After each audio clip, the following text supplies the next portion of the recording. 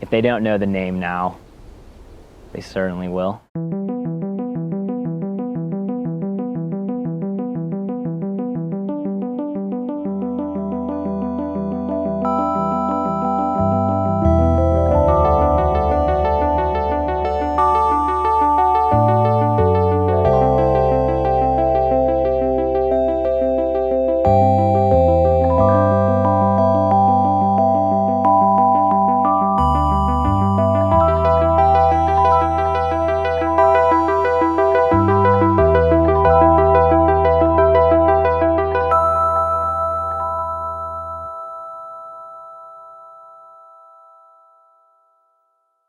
I don't think I'd ever heard of his name. He just was one of those, he's an engineer.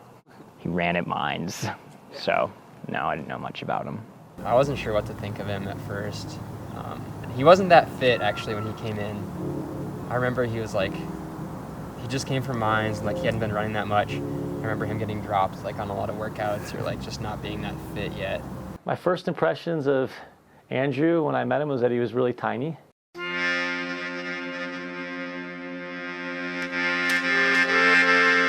My name is Andrew Epperson. I am from Houston, Texas.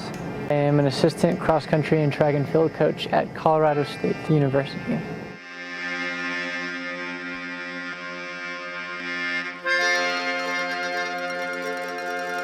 Coming off of the Chicago Marathon in 2018, I qualified for my second Olympic trials. So from today, November 6th, we have, just over 17 and a half weeks until the Olympic trials. Whoever's top three go, so I mean it's just such a narrow window, but I definitely wouldn't count him out. I know that's is a reasonable goal for him. And frankly, doing it the hard way, that in itself is a huge inspiration.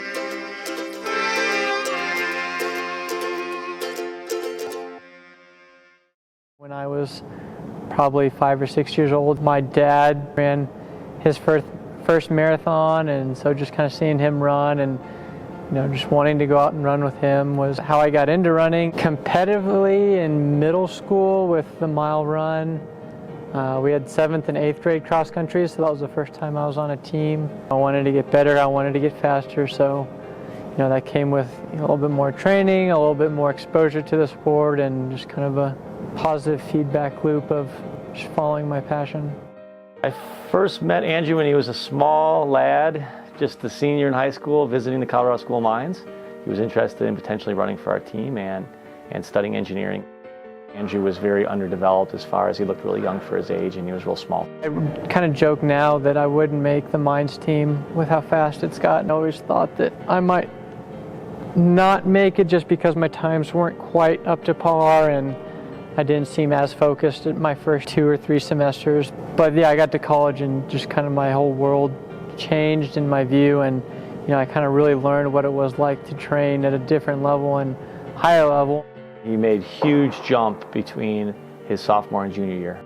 Really just trying to take in and understand what it took to be good and what it took to be successful at college, and once I kind of got all those pieces figured out and in place, yeah, it was just really, running was a different kind of entertaining and different level of fun. Art Seamers was the coach at Colorado School of Mines, and I was under him for 3 years, and then he took the job at Colorado State. His brother took over my last 2 years, and I worked with his brother Chris Seamers, who's the current coach at Colorado School of Mines now, for the last 2 years of my eligibility and 3 years post-collegiately as I started pursuing the half marathon and marathon. I was training to qualify for my first Olympic trials at Chicago Marathon. And that ended up going really well. I qualified and I was like, okay, then maybe I will pursue the marathon a little bit more rigorously and with a little bit more tenacity. When the job opened up at Colorado State, I was able to not only work with someone that I was comfortable with, but someone that I had a very strong understanding of their coaching style, their belief, and their training structure. I made sure that I put people that I trusted in my assistant roles. The first person I thought of was Andrew, because I knew he had the work ethic and I knew he loved the sport, and he'd be a great role model for student athletes at Colorado State. I actually met him at a race in 2017. It was that just what everyone says. It was like heaven's gates had opened and I was like, oh, I thought he was just magical. I don't really know why now. No, I'm totally kidding. He's great. Yeah, so my first impression of him was, honestly, it really was, why do I like this guy so much? He hasn't even said a word yet. Yeah, so clearly it was a good one. Yeah, have you been able to travel cool places? Went to Chicago for the first time for the Chicago Marathon, going to Atlanta for the Olympic trials, been to Texas for the half. He left me for Japan, that was sad. Through the connections I had made at the Chicago Marathon, I was presented with the opportunity to run in Japan.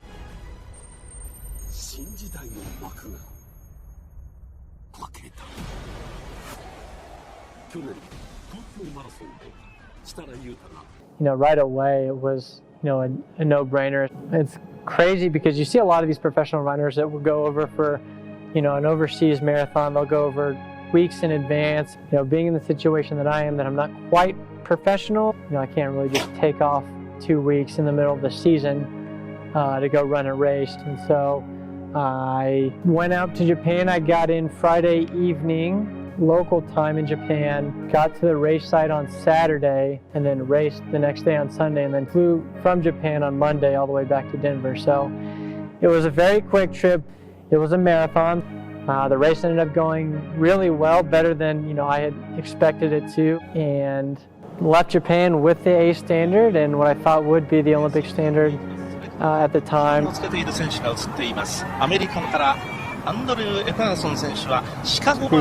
international governing body of track and field released the Olympic standards, and they were a little bit faster than what I'd run, so that was a bit frustrating, but it was the World Championship standard. It also gave me a goal and something to shoot for and aim for and train for as, I wind down the last year and a half leading up to the Olympic trials.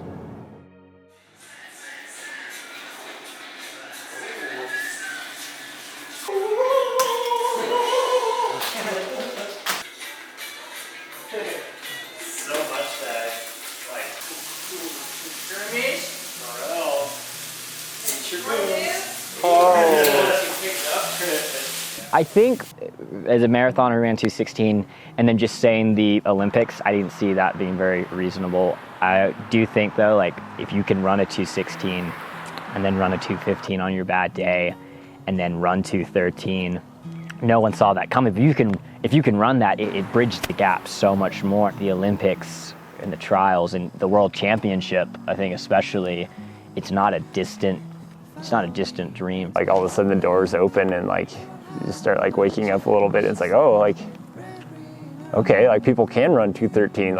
Can they run 2:12 or we all know we can run pretty close to each other. And so when somebody has some success, then it's coming for you too. So.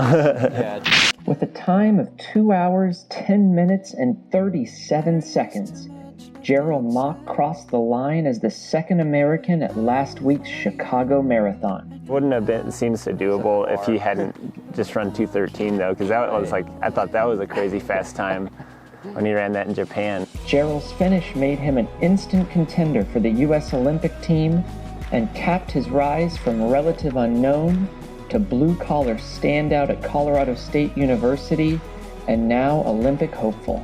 Yeah, just so excited for Gerald. Being able to have training partners there in the race, then that's a step that I did not have last time. So definitely helping in the excitement factor for the 2020 Olympic trials. He's awesome, and I think it's super cool that Andrew does train with someone who is that fast because it makes him better. But I like to stir the pot. I'm like, what if Gerald's third and you're fourth?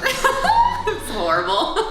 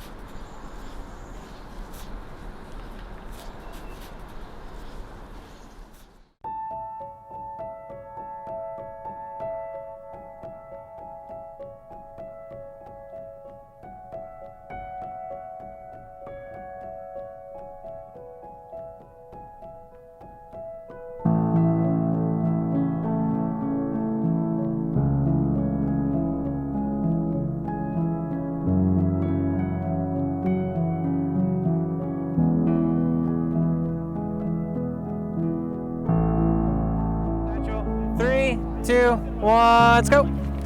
Okay. If we're working out at 9 a.m., he's probably had a 6 a.m. workout, and I'm sure he'd love to just go home and get his rest, and yet he's standing there holding a stopwatch. 64, 65, that's it, man, 67. Definitely there's times where I have to get up a little early for some of the workouts. When you think about it, you're like, no, it's so important that you feel like you have coaches that are there for you, making you a priority, even if they have so much other training. When you coach a college team, you have to have a staff, assistants. You have to have people that have the same work ethic and the same style of training and the same basic philosophy of the sport. I mean, there have been times where certainly it's been like, dang, like you can tell the balance has maybe been rough. I mean, he'll be trying to focus on running his own race, but he'll also be driving vans on a trip and just constantly catering his training around what the team needs above himself. It's very time consuming. The main thing is just the traveling. He made us a priority, so if anything, it's I would say it's less of a balance and just more of a sacrifice that he's willing to make. It's like a real asset to have somebody like that too to train with, because they just have like the attitude of like just working really hard to get there.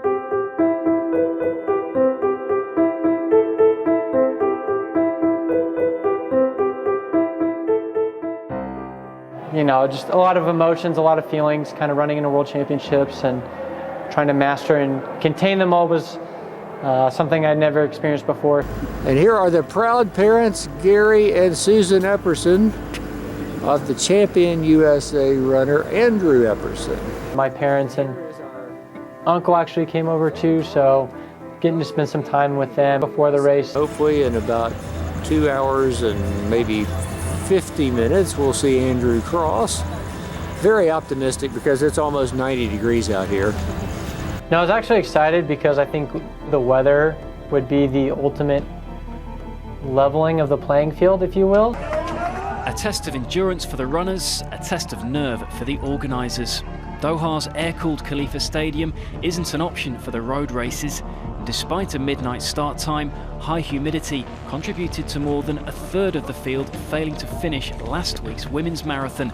No, it was extremely nerve-wracking, and even watching and just seeing every lap, someone would be gone, and you're just like, oh. I'd never seen anything like that. Seeing people laying face down in the median and being carted off the course was crazy. Since I was streaming it live, I told him, I was like, if you go down, you better hide.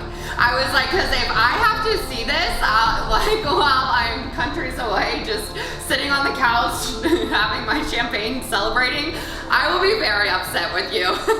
The conditions actually ended up being a lot better than I thought they would be. It was same temperature, 88, 89, but only 43% humidity, so it felt a lot cooler. Okay, here come the athletes. It is showtime.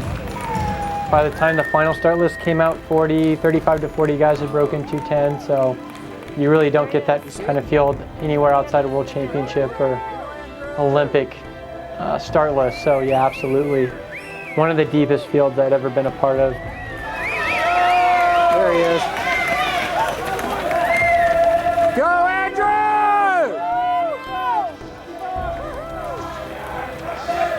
It was just a true honor to be able to represent the United States. I think overall the race went as expected, but you know, being the perfectionist and goal-setting person that most distance runners are, you know, I always look to improve.